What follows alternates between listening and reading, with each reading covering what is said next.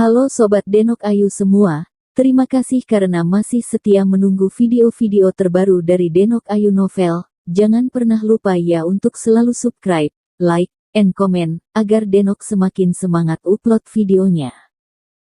Menantu terbaik bab 673 pergi ke janji. Dan bagi Lin Yu, pentingnya pesan teks ini adalah selain memungkinkan dia mengetahui keberadaan iblis besar, Tao Li Huo, yang lebih penting adalah dapat bertemu Rose dan menghidupkan kembali masa lalu.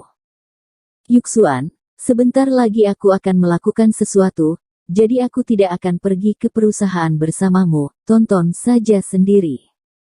Lin Yu menarik napas panjang.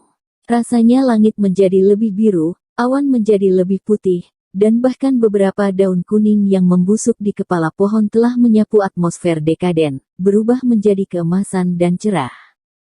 Bagi siapapun, jika ada kabar dari seseorang yang selalu dicemaskan secara tiba-tiba akan selalu membuat orang merasa senang dan gembira, bahkan segala sesuatu yang ada di dunia ini menjadi lebih enak dipandang. Karena waktu yang disepakati oleh Rose tidak jauh, Lin Yu dan Shen Yuxuan berpisah. Langsung pulang dan ganti dengan pakaian tipis, siap berangkat ke tempat yang sudah disepakati dengan Rose untuk membuat janji. Awalnya dia ragu untuk membawa langkah kaki atau pembantaian 100 orang, namun menurutnya pesan teks Rose mengatakan bahwa dia harus sendirian untuk janji itu, jadi dia menepis idenya. Bahkan, dia juga ingin melihat Rose sendirian dan mengobrol dengan Rose.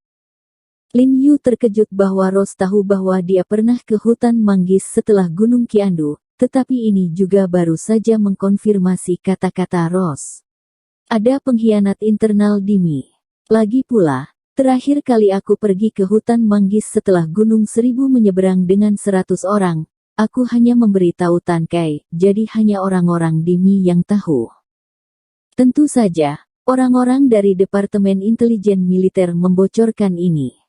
Saat pacaran, Lin Yu mengaku kepada Ye Qingmei, mengatakan bahwa dia harus kembali nanti malam, sehingga dia dan Jiang Yan tidak perlu menunggu mereka makan. Setelah keluar, dia naik taksi dan bergegas ke Gunung Qiandu. Hari sudah senja, dan warung-warung di kaki gunung sudah ditutup. Sinar matahari kuning jingga menyinari pegunungan hijau, tampak hikmat dan melankolis. Dengan raungan burung yang kembali, gunung dingin di awal musim dingin ini tampak terbelah. Di luar dingin dan sepi. Tetapi Lin Yu tidak merasakan dingin sama sekali, tetapi merasa hangat di dadanya, karena dia akan melihat orang yang selalu ingin dia lihat. Di hadapan sebatang dupa, ia bergegas ke puncak gunung dan melihat lempengan batu yang dibuka olehnya dan ratusan orang di istana Sanxing telah dipindahkan kembali. Lin Yu menduga bahwa itu sebagian besar dilakukan oleh Tan Kai dan orang-orang dari Departemen Intelijen Militer. Mungkin takut ditemukan oleh orang luar. Dia membungkuk untuk mengencangkan lempengan batu dan mengangkatnya dengan seluruh kekuatannya, dan menemukan bahwa meskipun lempengan batu itu bisa diangkat, sangat sulit untuk dibalik sepenuhnya, jadi dia hanya menemukan sepotong puluhan sentimeter di luar aula Sanxing. Tinggi batu membandel, lalu mengangkat batu tulis dengan kedua tangan. Kemudian gunakan kaki Anda untuk menekan batu yang membandel di bawah lempengan, gunakan untuk menahan lempengan, dan buat celah. Lin Yu bertepuk tangan, meremas dari celah di samping batu dan melompat ke terowongan di bawah. Ledakan.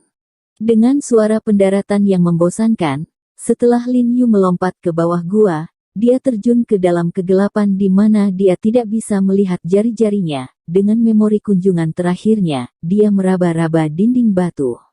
Aku menyentuh simen terakhir kali, lalu menekan simen dengan keras dan mendorongnya hingga terbuka, diiringi dengan suara gemuruh yang teredam. Simen perlahan-lahan didorong terbuka, dan cahaya kuning redup melesat masuk. Lin Yu memandangi hutan bambu lebat di luar, dan segera bersemangat, mengangkat kakinya dan bergegas ke hutan bambu dengan cepat. Karena hari sudah matahari terbenam, gunung semakin gelap daripada di luar, cahaya di hutan bambu sangat redup, jarak pandang sangat rendah, tidak lebih dari puluhan meter. Beberapa rumah bambu di sebelahnya juga sangat teduh dan tidak jelas adegan di dalam. Namun, Lin Yu melihat sekeliling dan menemukan bahwa tidak ada satu sosok pun di hutan bambu. Kemudian dia mendengarkan dengan seksama, dan melihat bahwa tidak ada suara lain kecuali daun bambu yang bergemerisik seperti gelombang. Lin Yu tidak bisa menahan nafas dengan kecewa. Sepertinya mawar itu belum datang. Lin Yu juga tidak terburu-buru. Begitu dia mengangkat kakinya, dia menginjak bambu yang lebih lemah, membuat ujung batang bambu ke tanah, lalu dia duduk di atas bambu. An Xin menunggu. Dia tahu bahwa sejak Rose memintanya untuk datang ke sini, dia pasti tidak akan melewatkan janji itu. Tapi yang mengejutkannya adalah dia menunggu sampai langit benar-benar gelap, dan tidak ada suara di sekitarnya, dan tidak ada yang datang sama sekali. Namun, angin gunung semakin kuat dan kuat. Meski baru awal musim dingin, hawa dingin di pegunungan sangat menekan. Ini mengebor langsung ke tulang manusia. Seluruh hutan bambu juga diombang-ambingkan oleh angin gunung, dan gemerisiknya lebih kuat. Lin Yu tidak bisa duduk diam, dan mengamati hutan bambu di mana jarak pandang hanya sekitar 2 atau 3 meter. Hati saya bingung. Rose dengan jelas setuju bahwa ini adalah matahari terbenam. Mengapa tidak datang terlambat? Dia mengeluarkan ponselnya dan melihat ke bawah. Pada saat itu dia melihat bahwa sudah lewat jam 7 malam, dan bertanya-tanya apakah mawar benar-benar melepaskan merpati. Tetapi begitu dia melihat ke telepon, suara senandung tiba-tiba terdengar di belakangnya. Hati Lin Yu bergetar dan berbalik tanpa sadar dengan desir, cahaya dingin terbang melewati tubuhnya, dan embusan teredam di paku ke tubuh bambu tidak jauh di depan Lin Yu. Lin Yu tiba-tiba berbalik dan melihat sekeliling, dan melihat bahwa tidak ada seorang pun di hutan bambu yang gelap sama sekali. Dia dengan cepat memindai dengan senter di telepon, dan dalam jangkauan cahaya, tidak ada sosok manusia. Lin Yu mengerutkan kening, dan kemudian cahaya terang dari ponsel menyinari cahaya dingin yang baru saja lewat, dan melihat bahwa bambu itu dipaku ke belati dingin. Bilahnya benar-benar tertanam di tubuh bambu, dan perut tubuh bambu juga hancur karena benturan. Lin Yu menarik belati dari bambu setelah melihat bunga emas di pisaunya, perasaan yang sangat akrab datang darinya. Ini adalah belati yang biasa digunakan oleh Rose. Hati Lin Yu bergerak, dia segera memahami sesuatu, menggelengkan kepalanya dan tersenyum pahit. Wanita ini.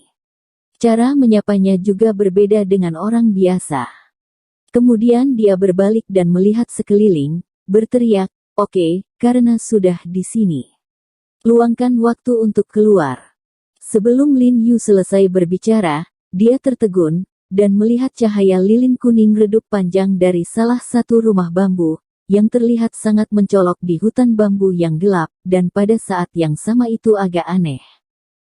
Kamu sudah datang." Lin Yu tersenyum dan menggelengkan kepalanya, mengetahui bahwa sebagian besar mawar telah datang sejak lama, tetapi dia dengan sengaja berpura-pura menjadi misterius di sini. Begitu dia selesai berbicara, dia bergegas menuju rumah bambu, dan tanpa berhenti di pintu, dia bergegas ke dalam rumah. Tapi kekecewaannya, dia baru tahu setelah dia bergegas ke rumah. Tidak ada sama sekali di ruangan ini. Pada saat ini, di atas meja bambu di rumah bambu, satu lilin berdiri di atasnya, dengan nyala api yang bergoyang, memancarkan cahaya redup. Lin Yu melirik lilin di atas meja. Warna kulit saya berubah, dan firasat tidak menyenangkan tiba-tiba melonjak di hati saya, dan saya akan berjalan keluar rumah bambu, tetapi pada saat ini, ada suara abnormal, mendengung, dari jendela rumah bambu, dan kemudian saya melihat ketebalan sebuah lengan, bambu runcing bergegas menuju Lin Yu di dalam rumah.